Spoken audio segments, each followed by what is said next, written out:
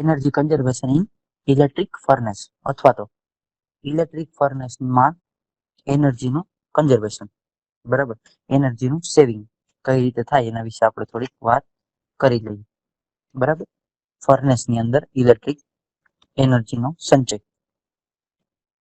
Okay, જો એની વાત કરવામાં આવે ઇલેક્ટ્રિક ફર્નેસની, તો સૌ પ્રથમ શું છે? Make use of heat of flue gases of the furnace to preheat the air taken into the furnace. This reduce the consumption of the fuel oil. શું કહેવા માંગે છે? ફર્નેસના જે ફ્લુ ગેસીસ છે એ ફ્લુ ગેસીસની ઉષ્માનો ફર્નેસમાં લેવાની એરના પ્રીહીટિંગ માટે ઉપયોગ કરવો જોઈએ, અથવા તો એના માટે ઉપયોગ કરો. આનાથી શું થાય?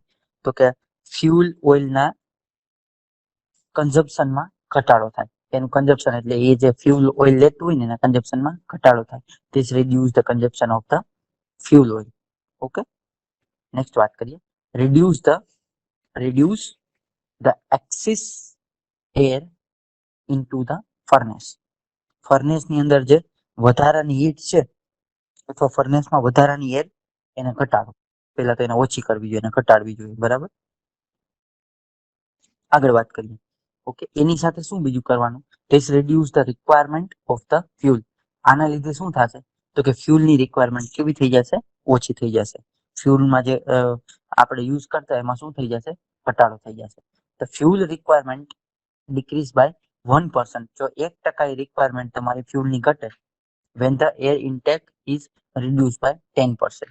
જ્યારે 10% જેટલી તમે એર ઇન્ટેકમાં ઘટાડો કરો ને, તો 1% જેટલું તમારું ફ્યુલ કન્ઝમ્પશન ઘટી જાય. 50% કરું તો 5% ફ્યુલ કન્ઝમ્પશન ઘટી જાય. બરાબર, તો એ બહુ ઇફેક્ટિવ કહેવાય.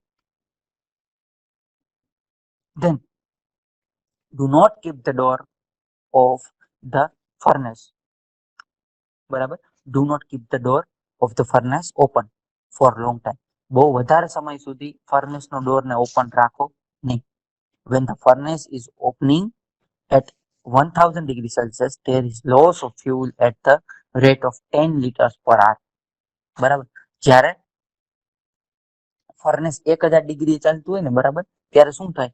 તો કે 1000 ડિગ્રી ઉપર તમારું ફર્નેસ ચાલતું હોય, બરાબર, અથવા તો ઓપરેટ થતી હોય, તો 10 લીટર પ્રતિ કલાકે ફ્યુલનો લોસ થતો.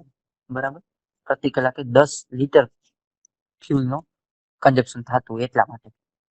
Okay, it is now necessary to provide heat insulation over the surface. Okay, it is necessary to provide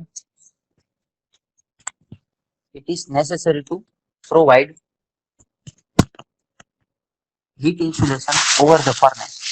Okay, heat insulation provide કરવું necessary છે. બરાબર, heat insulation provide કરવું necessary છે when the temperature of the furnace is 20%. Okay, જ્યારે તમારું temperature છે, બરાબર, furnace 20% હોય, ઓર મોર ધેન એમ્બિયન્ટ ટેમ્પરેચર, એટલે નોર્મલ ટેમ્પરેચર કરતા વધારે હોય. ફોર ધીસ, ઓકે, આના માટે the type of insulation and the thickness of the insulation are important. બરાબર, ઇન્સ્યુલેશન નું ટાઈપ અને એની થિકનેસ ઇમ્પોર્ટન્ટ છે આના માટે, એટલે એનું ધ્યાન રાખવું જોઈએ. બરાબર, then the heat losses are reduced in foundry when design of the lead is proper.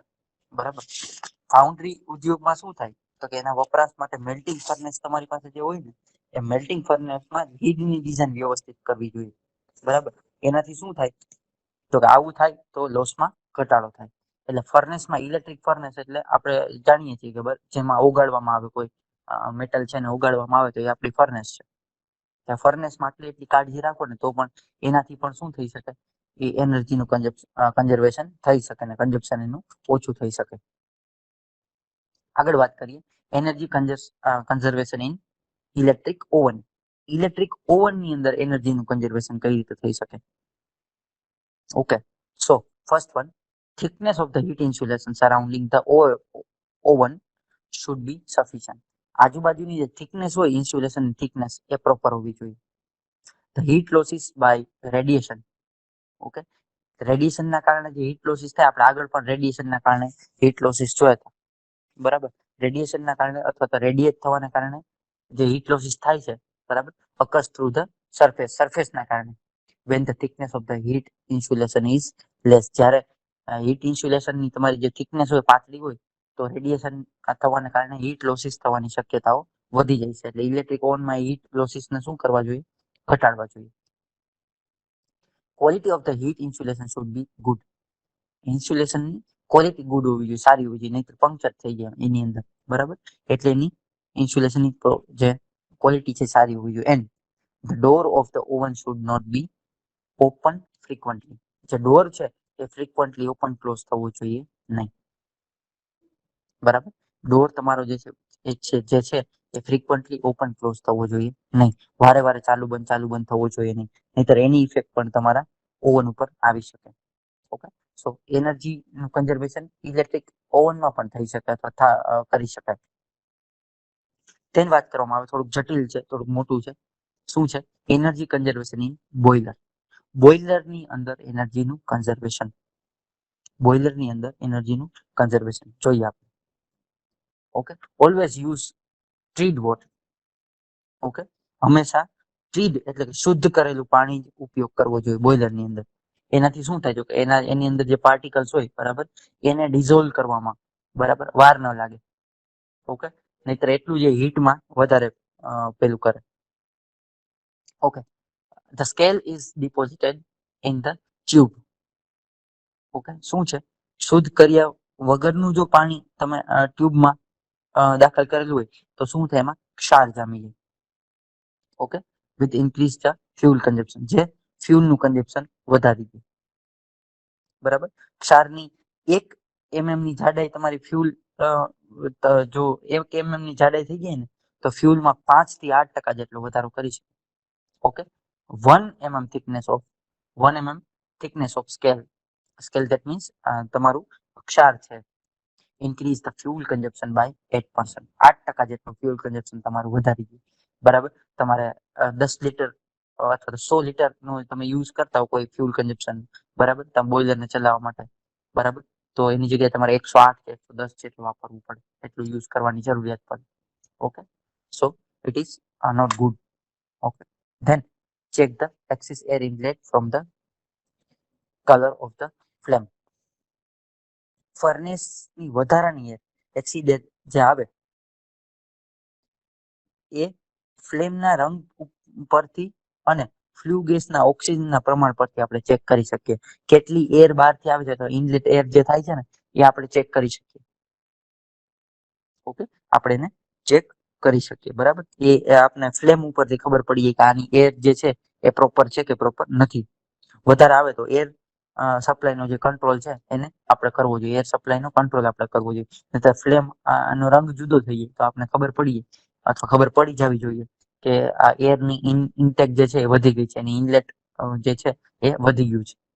બરાબર, અધરવાઇઝ એનો ફ્યુલ કન્ઝપ્શન વધી જાય. Then remove the soot deposit over the tube.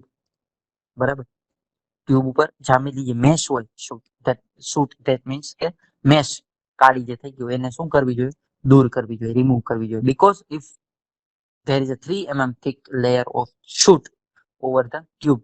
જો ટ્યુબ ઉપર 3 mm નું લેયર તમારી મેશ નું થઈ જાય ને, જે કાળા હોય એનું, then 2.5% increase in the fuel consumption. તો પછી 2.5% જેટલો ફ્યુલ કન્ઝપ્શનમાં વધારો થઈ જાય. આ બીજી વસ્તુ આવી, ઓમાં 8%, આમાં કેટલો? 2.5% જેટલું. બરાબર, આ ખાલી મેન્ટેનન્સ કરવાની જ વાત છે. શૂટ બ્લોવર તમારું જે છે, keep the shoot blower in the working condition. Shoot blower તમારું જે છે, જે ખેંચવા માટે આપણે યુઝ કરીએ છીએ, બરાબર, મેશ ખેંચવા માટે, તો એને સાફ કરવા માટે એને વર્કિંગ કન્ડિશનમાં જ હંમેશા રાખવું જોઈએ, એટલે મેશ થાય જ નહીં. ઓકે, ધેન બોઇલર તમારું જે છે, ધેન બોઇલરની એફિશિયન્સી જાળવવા ફ્લુ ગેસ એને to control the flue gas losses or radiation losses, insufficient combustion તમારું જે છે એ, બરાબર, blow down losses, air exit etcetera. બરાબર, આ બધું જ કંટ્રોલ કરવું જોઈએ. બરાબર, બ્લોઅરની એફિશિયન્સી જાળવવા માટે ફ્લુ ગેસીસના લોસીસ છે, રેડિયેશનના લોસીસ છે, અપૂરતું કમ્બશન છે, બ્લો ડાઉન લોસીસ છે, એક્સેસ એર છે વગેરેનો બધાનો જ કંટ્રોલ કરવો જોઈએ. વ્યવસ્થિત જો તમે કંટ્રોલ કરો બરાબર તો એર ફ્યુલ કન્ઝપ્શનમાં 20% જેટલો ઘટાડો કરી શકાય છે. There is a reduction in fuel consumption by 20% when the proper control is made. જ્યારે પ્રોપર કંટ્રોલ તમે કરો ને તો એનાથી શું થાય, એનાથી આપણે કન્ઝપ્શનમાં 20% જેટલો ઘટાડો કરી શકીએ છીએ. Okay, then recover the heat from the condenser. કન્ડેન્સરમાંથી આપણે હીટને રિકવર કરવી જોઈએ. when the temperature of the feed water is increased by 6%. બરાબર, આપણે જે વોટરને ફીડ કરીએ છીએ જો એનું ઓલરેડી ટેમ્પરેચર 6 ડિગ્રી જેટલું વધારે હોય by using the heat from the condenser, કન્ડેન્સરમાંથી જે હીટ નીકળે છે એ જ પાછી આપણે પાણીને ગરમ કરવા માટે યુઝ કરીએ, then there is a reduction of the 1% from the fuel consumption. Fuel કન્ઝપ્શનમાં 1% જેટલો વધારો ઓલરેડી થઈ ગયો. ડન, બરાબર. તો 1% જેટલો આપણે વધારો ફ્યુલ કન્ઝપ્શનમાં ઓછું કરવું હોય, ફ્યુલ કન્ઝપ્શન અથવા બચાવવું તો આપણે 6% જેટલું જો પાણી ઓલરેડી ગરમ કરેલું હોય ને 6 ડિગ્રી સેલ્સિયસ તો 1% જેટલો ફ્યુલનો એટલું ગરમ કરવામાં એને ઓછી મહેનત કરવી પડે. Okay, then stop the steam linkage. Lakhs of rupees are wasted annually when there is a 3 mm diameter hole in the pipe. બરાબર, પાઇપમાં જો 3 mm નો ડાયામીટર હોય ને, તમારા પાઇપમાં જો 3 mm ડાયામીટર નો હોલ આવી ગયો હોય ને, then પ્રેશર તમારું અથવા તો steam at the pressure of 7 kg per mm. બરાબર, તો એ લીકેજને ઘટાડવો જોઈએ. બરાબર, સ્ટીમ લિંકેજ તમારું જે છે એ સ્ટીમ લિંકેજ અટકાવવું જોઈએ. પાઇપમાંથી જો 7 કિલોગ્રામ પર સેન્ટીમીટર સ્ક્વેરના પ્રેશરે સ્ટીમ જતી હોય અને 3 mm નો ખાલી 3 mm એટલે બહુ નાની વસ્તુ થઈ ગઈ, એટલા કાણાવાળું તમારી પાસે સ્ટીમ લીકેજ થયું હોય ને તો વાર્ષિક લાખો રૂપિયાનો વ્યય થઈ શકે છે. 3 mm નો ખાલી ડાયામીટરનો હોલ પડી ગયો હોય ને તો લાખો રૂપિયાનું તમારું વેસ્ટ જાય અથવા જઈ શકે. Then make use of steam trap to prevent the steam linkage due to the condenser. Make use of steam trap to prevent the steam leakage due to the condenser. કન્ડેન્સરને લીધે થતો સ્ટીમ લીકેજ અટકાવવા steep અથવા steam ટ્રેપનો ઉપયોગ કરવો જોઈએ. બરાબર, તો આ દરેક હતા એ શું હતા, એનર્જી કન્ઝર્વેશનની તમારું કરી શકાય ક્યાં, બોઇલરની અંદર. કારણ કે ઇન્ડસ્ટ્રીની અંદર વાઇડ રેન્જમાં બોઇલરનો ઉપયોગ થાય છે એટલા માટે. તો આ પૂરેપૂરું આપણી પાસે 3 વસ્તુ આપણે જોયા છે. બરાબર, શું છે તો કે electric energy conservation in electric furnace એના વિશે વાત કરી, પછી energy conservation in electric oven એના વિશે વાત કરી, અને થર્ડ ઇલેક્ટ્રિક કન્ઝર્વેશન અથવા એનર્જી કન્ઝર્વેશન ઇન બોઇલર વિશે વાત કરી. બરાબર, એનર્જી એટલે ખાલી ઇલેક્ટ્રિક નહીં પણ સ્ટીમ એનર્જી હોય, મિકેનિકલ એનર્જી હોય, બધી જ બચાવવાની આપણે જરૂરિયાત છે. તો આ 3 ટોપિક વિશે ચર્ચાઓ કરી.